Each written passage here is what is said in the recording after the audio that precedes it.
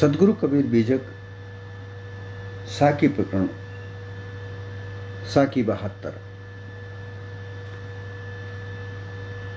बिरह की ओदी लाकड़ी सबचे और धुंधुआए, दुखते तब ही बाँची हो जब सकलो जरी जाए। सदगुरु कबीर एक दृष्टांत देकर के समझाना चाहते हैं कि जिस तरीके से वर्षा के जल से भींचकर औंधी अर्थात गीली लकड़ी कहीं चूल्हे में जलाने पर वो नहीं जलती, वो धुआं देती है और वो सपचे धीरे धीरे वो सुलगती है।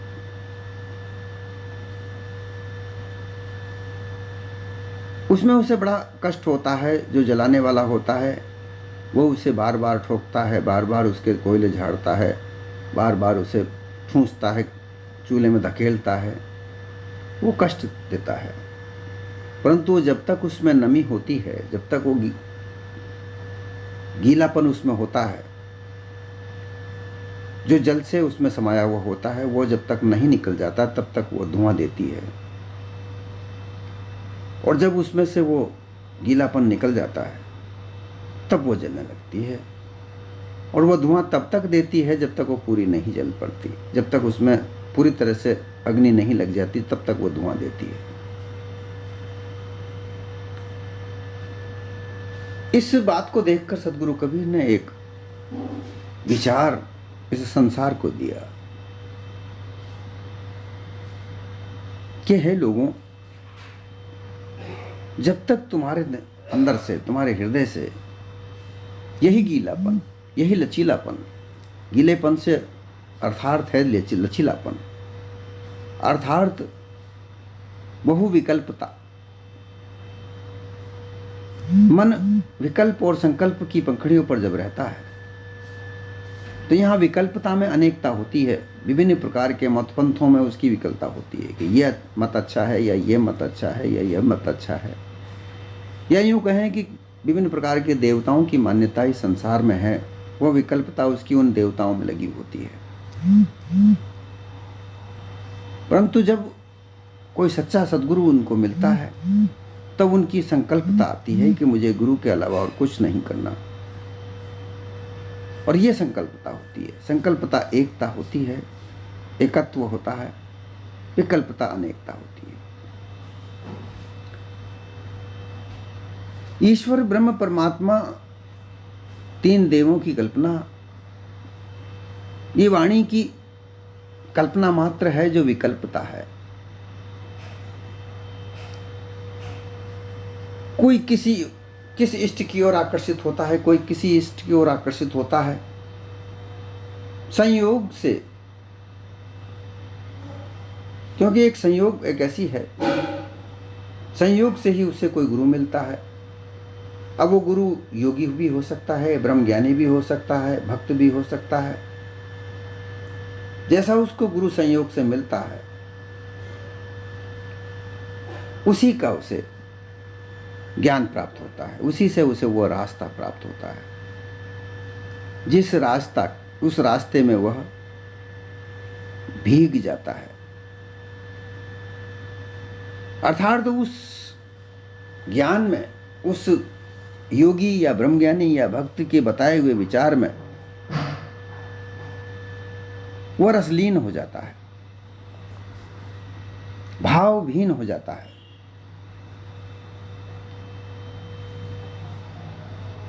परंतु वह उसका एक तरह से भ्रम होता है, क्योंकि वहाँ विकल्पता ही है, संकल्पता नहीं होती। विरह की लकड़ी औंधी लाकड़ी, विरह अर्थात विरह उसको कहते हैं कि किसी को मिलने के लिए तत्पर हो जाना, आतुर हो जाना। जो लकड़ी होती है, विरह की जो लकड़ी होती है, विरह लकड़ी के अंदर विरह होती है कि वो अग्नि से मिलकर अपने आप को, स्वतः को जला दे। सोने में वह विरह होती है कि वह अग्नि में मिलकर, जलकर अपने आप को आभूषणों के अंदर परिवर्तित कर ले, परंतु वह गीली है। इसी प्रकार से ये मानव अपने आप को मुक्त करने के लिए, मुक्ति को प्राप्त करने की विरह के लिए, अर्थात लगन, तीव्र लगन को ही विरह कहा जाता है,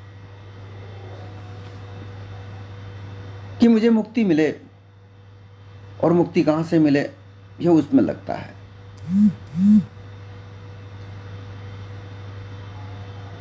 और जब कोई उसको निर्देशक मिल जाता है, अर्थात गुरु मिल जाता है, तो फिर उससे उसे प्रेम हो जाता है कि यही गुरु मुझे मेरा मार्ग, मुक्ति का मार्ग प्रशस्तित करेंगे। तो साहिब ने कहा है, विरे जगावत प्रेम कोर प्रेम मिलावे पीव, और जीव मिले जब पीव से तो वही जीव वही पीव। यही विरह, यही लगन किसी मार्गदर्शक की ओर आकर्षित करती है, या इष्ट की ओर आकर्षित करती है कि यही मेरा दुख निवारण करेंगे, यही मुझे मुक्ति देंगे, और उनके प्रति उसके अंदर प्रेम भावना जागृत होती है। जो रसिक लोग हैं, जो जिस तरीके से वह लकड़ी गीली है, इसी तरीके से ये मानव रस विषय में भीगे हुए हैं, जड़वत हैं।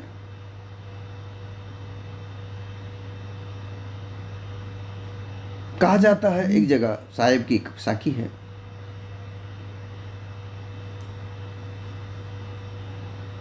जीव भार नहीं सह सके, कहे आपस में रोए, ज्यों ज्यों विषय में भीगे त्यों त्यों जड़वत होए। जो विषय भोग का जो रस है उसमें वो भीगा हुआ है, और वो जितना भीगा हुआ होता है उतना ही वो जड़वत्व को प्राप्त करता है, अपने चेतनता को नहीं प्राप्त करता।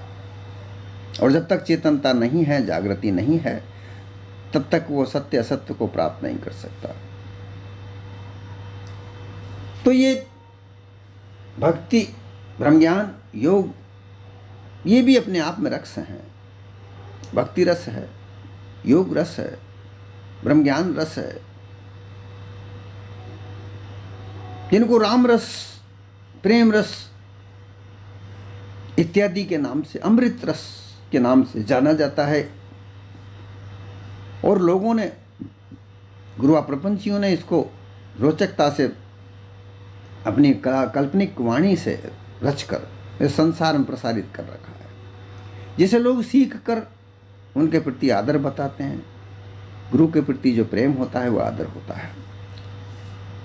उस आदर भाव से उसको सीखते हैं, जानते हैं, और उसमें अपने आप को रसलीन कर लेते हैं।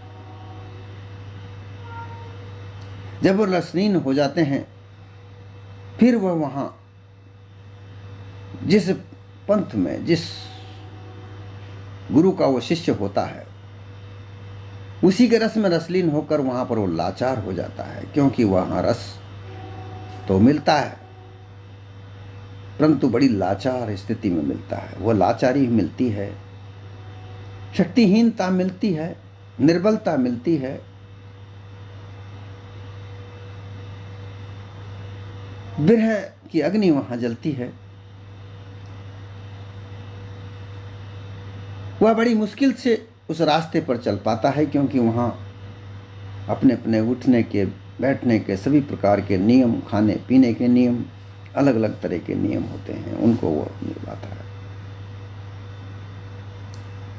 और ऐसा करते करते वह भ्रमित रास्ते पर चल पड़ता है, जहां कुछ उसे समझ में नहीं आता है। ठीक वैसा जिस तरीके से वह गीली लकड़ी धुंधुआती है, अर्थात उसमें से धुआं ही धुआं निकलता है,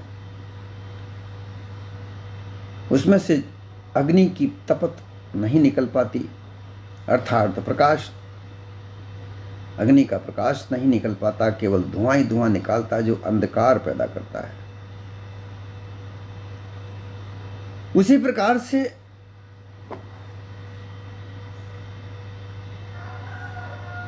ये मानव विषय वासना से तत्पर हुआ, वह कोई भी रास्ता पकड़े, कोई भी राह पकड़े, उसमें वह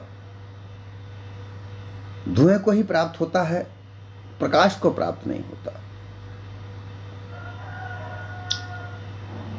भक्ति करने वाले लोग विभिन्न प्रकार के इष्टों की भक्ति करते हैं। अपने अपने इष्ट की तरह जिस इष्ट को वो मानते हैं, जिस इष्ट को उनको सिखाया जाता है, जिसका गुरु जिस इष्ट को मानता है वही तो अपने शिष्य को सिखाता है। उस इष्ट की भक्ति के तौर तरीके सिखाता है,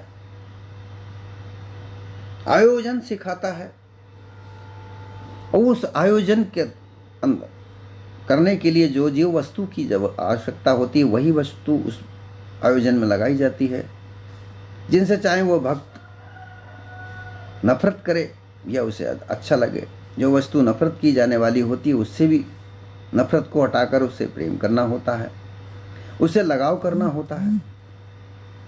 और जैसा इष्ट होता है, जैसा उसका गुरु समझाता है, वो वैसा ही हो जाता है, वैसा होना भी पड़ता है। योग गुरु अपने शिष्य को अलग अलग तरह से योग सिखाते हैं।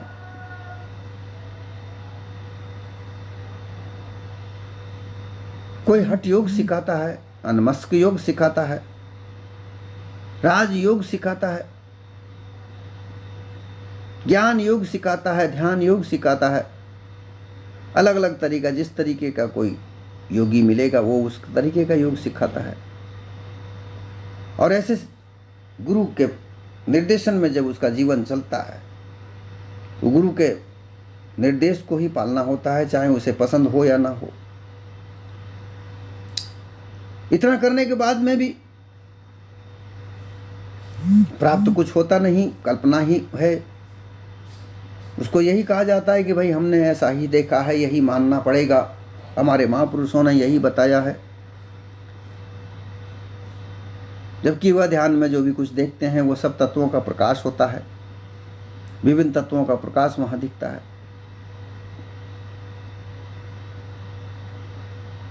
ध्यान जब लगाया जाता है वो अलग अलग तरह के ध्यान होते हैं। उन ध्यान में पढ़कर वह वहां पर अपना अलग अलग रूप स्वरूप जो तत्वों का प्रकाश है वह देखता है, वह उसी को अपना इष्ट मानकर उस पर अडिग होता है और अपना जीवन उसी में अपने अनुमान कल्पनित में उलझा कर वो सत्य यथार्थ को नहीं प्राप्त कर सकता है। इसी तरीके से ब्रह्मज्ञानी गुरु ब्रह्म विद्या को सिखाते हैं और ब्रह्म विद्या को सिखाकर वहां भी आखिरी में यह कहा जाता है कि मन वाणी बुद्धि उसे नहीं जान सकती और अपने जीवन भर वो उसी अनुमान कल्पना में वो लगा रहता है। जीवन में यह ज्ञान कोई काम नहीं आते। जीवन का ज्ञान, ये अनुमान काल्पनिकता का ज्ञान कभी काम नहीं आता। आप स्वयं निरीक्षण करके देख सकते हैं, जांच कर देख सकते हैं। योगी गुरु इतनी परेशानियों से, कठिनाइयों से योग क्रियाओं को साधना करते हैं, परंतु क्या वो जीवन में काम आते हैं? कुछ सिद्ध पुरुष कुछ सिद्धियां प्राप्त करके लोगों को आकर्षित करते हैं, परंतु वो उनके जीवन में कभी काम नहीं लेते, क्योंकि उनको ऐसा समझाया जाता है कि अपने लिए कुछ मत करो। जब आप दूसरों के लिए वो करते हैं तो परोपकार नहीं करते, धन कमाने का साधन बनाते हैं और धन कमाकर वो धनपति बनते हैं। जबकि वह सिद्धियां परोपकार के लिए की जाती हैं, परंतु ऐसा नहीं होता। इसी तरीके से ब्रह्मज्ञानी लोग भी ब्रह्मज्ञान को एकत्रित करके अपने आप को ब्रह्मज्ञानी सोच प्रतिष्ठित करते हैं, अपने अपने मठ मंदिर बनाते हैं वहाँ लोगों को आकर्षित करते हैं, विभिन्न प्रकार का ज्ञान देते हैं, परंतु वह जीवन का किसी काम का नहीं। शांति प्रदान करो, शांति प्राप्त करो, परंतु जीवन में तो भाई घोर हलचल है। भोजन प्राप्त करने की हलचल है, कपड़ा प्राप्त करने की हलचल है, अपने आप को एक सुरक्षित जगह में रहने के लिए हलचल है। ये ब्रह्म ज्ञान से, योग ज्ञान से, भक्ति भाव से प्राप्त नहीं होती। अगर ऐसा होता हो तो सभी अपना जीवन सुखमय बिताते हों। सुख तो इस मानव को अपने कर्मों के आधार पर ही मिलता है। कर्म अर्थात मानव कुछ ऐसा करे जिससे उसको धन की प्राप्ति हो, यह कर्म है। परंतु यहां गुरुआ प्रपंचियों ने कर्म बताए गए हैं, वो सब उन गुरुआ प्रपंचियों का ही सिद्धि प्राप्त करने का रास्ता है। वो उनकी दुकानों को ही चलाने के लिए कर्म बताते हैं। होम करो, यज्ञ करो, दीन दान करो, तीर्थों में जाकर स्नान करके दान पुण्य करो, अनुष्ठान करो। ये सब में पैसा खर्च होता है और वो पैसा किसी भी प्रकार से उन गुरुआ प्रपंचियों तक ही पहुंचता है। तो जो पैसा उसके घर में होता है उसको और खर्च करवाओ, ये कर्म नहीं है। कर्म है अपने मानव जीवन में काम आने वाले कार्य जिनसे धन की प्राप्ति हो। कर्म है वह जीवन में काम आने वाली चीजें जो अपने जीवन को उत्साह से भरे, सुख से भरे, अड़चनों को निकाले। और यही ब्रह्म वह धुआं है जो गीली लकड़ी में जल निकलता है,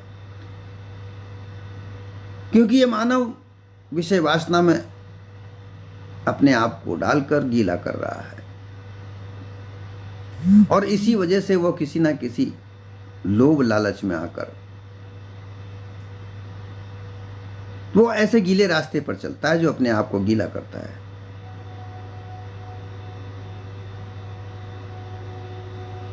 भक्ति, योग, ब्रह्म ज्ञान, ये एक तरह से गीला रास्ता समझो, जिस पे चल के तुम अपने आप को गीला कर रहे हो, सूखा नहीं कर रहे। और जब विनय विरह की जो अग्नि है जो तुम्हें प्राप्त करने की, अपने इष्ट को प्राप्त करने की, मुक्त पे प्राप्त करने की जो लगन लगी हुई है, वह अग्नि तुम्हारे विषय वासना को जला नहीं पाती क्योंकि वह गीली है। जब उसमें वह विरह की अग्नि लगती है तो धुआं निकलता है, अर्थात भ्रम निकलता है। और उस भ्रम से निकलने का रास्ता ये गीला मार्ग नहीं हो सकता। जब तक तुम्हें सूखा, शुष्क अर्थात विषय वासनाओं के गीलेपन से अलग न कर दे, तब तक तुम्हारा भार, जीव भार ना सह सके, क्योंकि जीव को बिल्कुल भार होता ही नहीं है। जीव में भार बिल्कुल नहीं है। वो इन विषय वासनाओं का भार में जब तक गीला होता रहेगा तब तक वह जड़त्व को प्राप्त करता रहेगा। जड़त्व अर्थात अपने चेतनता को नष्ट करता रहेगा। और जब तक इसमें चेतनता नष्ट हो रहेगी तब तक अपने आप को जागृत नहीं कर सकता, चेतन नहीं प्राप्त हो सकता। और इसीलिए ब्रह्मज्ञानी लोगों ने जीव को अल्पज्ञ कहा है कि यह तो कुछ नहीं कर सकता। जीव कुछ नहीं कर सकता, इसको तो करने वाला एक ईश्वर है। वह निर्गुण परमेश्वर कहीं आकाश में बैठा है, वही कुछ करता है, वही इस संसार को चलाता है, उसके बगैर पत्ता भी नहीं हिलता। ऐसा कहकर इस सामर्थ्य चेतन स्वरूप जीव को अल्पज्ञ कहकर भ्रमित किया जाता है। तो जी ये रास्ते हैं योग, भक्ति और ज्ञान का। ये रास्ते केवल धुआं उठाने वाले हैं, जहां से कुछ रास्ता नहीं निकलता, और ये जीवन में काम आने वाले भी नहीं हैं।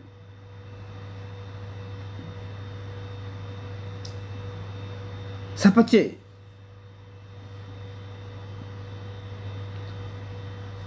धीरे धीरे तुकते तो तभी बाँची हो। ये जो धुएं वाला दुख है, ये भ्रम का दुख है, ये भूल भ्रमना है। इससे तब तुम निकलोगे जब शक्लों जरी जाए। ये जो गीलापना है, ये विषय वासना है, ये वासना की जो गीलापना है, लचीलापना है, जिसमें तुम रसलीन हो रहे हो, तब तक ये नहीं जलेगी, ये रस नहीं जलेगा, तब तक तुम्हारी विरह अग्नि नहीं जल पाएगी। और जब तक विरह अग्नि नहीं जलेगी तब तक तुम्हारा मन अधोगति को ही प्राप्त होगा, क्योंकि मन जल तत्व से निर्मित है और जल का प्रभाव हमेशा नीचे ही बहता है। उसकी प्रवृत्ति है ऊपर से नीचे बहने की, तो ये मन हमेशा अधोगति को ही रहता है, ऊपर जाता ही नहीं। और जब तक इसमें विरह की अग्नि नहीं जलती तब तक ये अग्नि जल में प्रवेश नहीं कर पाती, विरह की अग्नि, तब तक उधर मुखी हो ही नहीं सकता। जब जल को जब अग्नि पर रखा जाता है तो वो वाष्प बनकर उड़ने लगता है। ये विरह अग्नि यही काम करती है कि जो मन है, इसके अंदर जो समुद्र भरा पड़ा है वासनाओं का, भावनाओं का, इच्छाओं का, इन सभी को वह विरह की अग्नि गर्म करके जलाती है और वह जलकर वाष्प बनकर अग्नि तत्व में जाके मिलती है।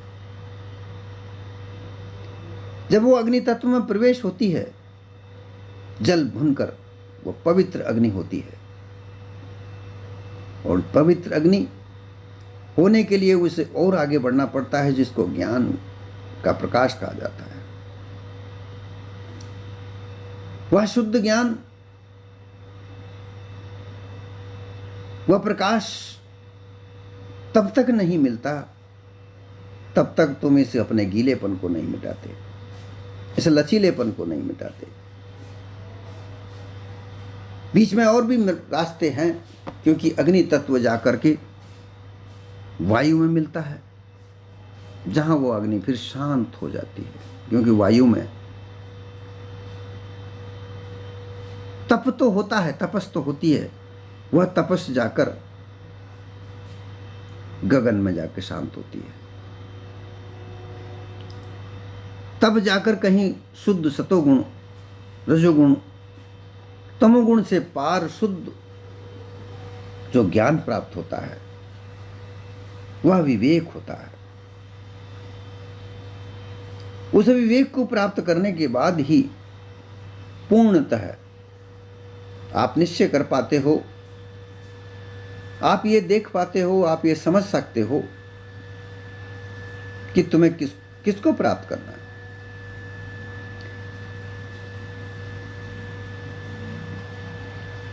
अचल अजर आत्माता से जग प्रतिकूल। ये जग इस जीव के प्रतिकूल है, अनुकूल नहीं। अजर अचल अविनाशी जीव को यह जग अपने आप में समेटकर अल्पज्ञ बनाकर कोई दूसरा करता है ऐसा बताता है और कुछ करने के लिए प्रेरित नहीं करता। गुरुवा प्रपंची भी उसको प्रेरित करते हैं ईश्वरवाद में, अनुमान कल्पनावाद में, और वह अल्पज्ञ का अल्पज्ञ ही रह जाता है। ऐसी स्थिति में निकलने के लिए कोई निकाले तो कैसे निकाले?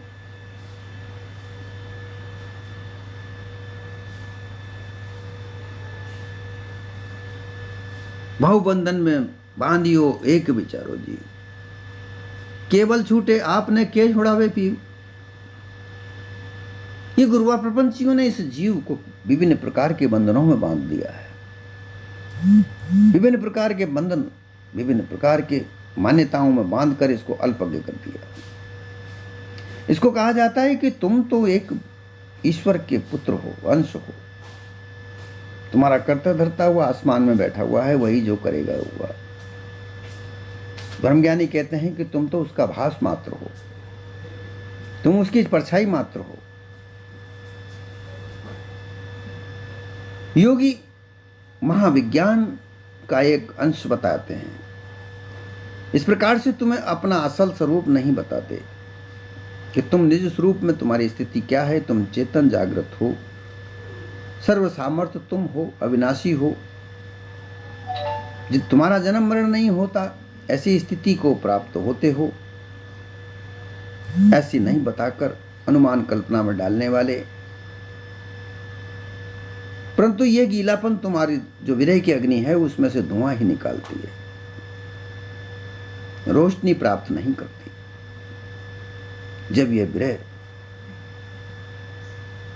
जब तुम्हारे अंदर से, तुम्हारे मन से ये गीलापन, ये वासनाओं का, इच्छाओं का, भावनाओं का जो सागर है, समुद्र है, ये जब तक जल नहीं जाता, तुम पूर्ण रूप से सूखे नहीं हो जाते। जैसे सूखी लकड़ी होती है, उसे जलने में तैर नहीं लगती। गीली लकड़ी हमेशा धुंधुआती है, धुआं करती है, जलती नहीं है। इसी प्रकार से तुम इसे विषय वासनाओं में गीले होकर जड़त्व को प्राप्त करते हुए हो। पत्थर कभी जलता नहीं है। ऐसी स्थिति को प्राप्त हुए विषय वासनाओं को जला नहीं पाते हो, और इसलिए धुआं, जो तुम्हारी विरह अग्नि जलती है तो उसमें से धुआं अर्थात भ्रम ही भ्रम निकलता है। तुम्हें सच्चा प्रकाश दिखता ही नहीं है। वह सच्चा प्रकाश प्राप्त करने के लिए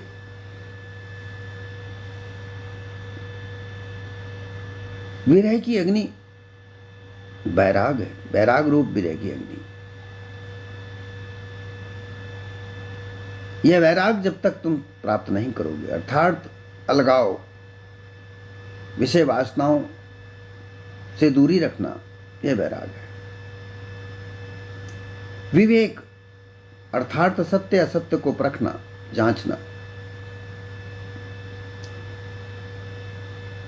बोध भाव अर्थात जो वैराग को त्याग कर प्राप्त हो, विवेक के द्वारा सत्य असत्य का निर्णय प्राप्त हो, वह अनुभव से तुम्हें बोध प्राप्त होता है। उस बोध के भाव में रहो।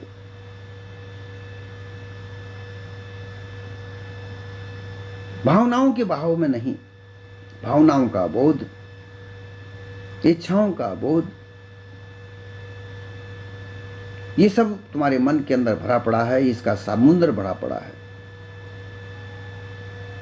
इस समुद्र को विरह की तेज अग्नि से, वैराग की अग्नि से जलाओ, नष्ट कर दो, सुखा दो।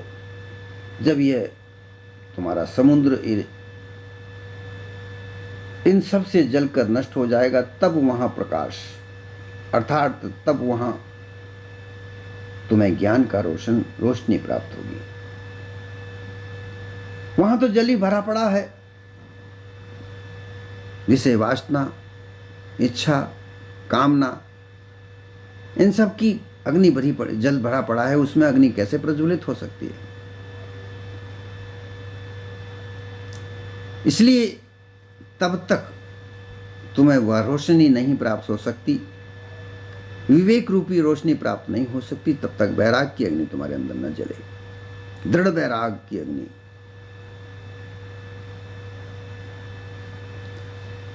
दृढ़ वैराग इस तरीके से मोक्ष प्राप्त करने की दृढ़ इच्छा कि मुझे मोक्ष प्राप्त करनी ही है, ऐसा धारण करके उस अग्नि को प्रज्वलित करके आगे बढ़ते जाओ, उस धुएं को नष्ट करते जाओ, अर्थात उस लचीलेपन को, उस गीलेपन को रोचकता से, उस विरह को जलाते, विरह से उसको जलाते चले जाओ। जब सारा गीलापना वहां सूख जाएगा, सर्वत्र सूखा ही सूखा रह जाएगा। जिस तरीके से सूखी लकड़ी होती है, ऐसी लकड़ी हो जाने के बाद वह विरह की अग्नि उसे प्रज्वलित करेगी और उस वक्त तुम्हें रोशनी नजर आएगी। यह रोशनी कौन जला सकता है? ये ब्रह्म ज्ञान, ये योगी, ये भक्त इस रोशनी को तुम्हें प्रज्वलित नहीं कर सकते। सदगुरु कबीर यही कहते हैं, यही उपदेश उस लकड़ी को जलते हुए देख कर दिया कि अपने आप को ही विरह जलाने के लिए, विरह की अग्नि जलाने के लिए वैराग अग्नि जलानी पड़ेगी। और इसको जलाने के लिए तुम्हें अपने आप को सच्चे सदगुरु की शरण में देना होगा, जो तुम्हें विवेक वैराग को धारण करवाने की क्षमता वाले हों। तभी तुम्हारे अंदर वह रोशनी प्राप्त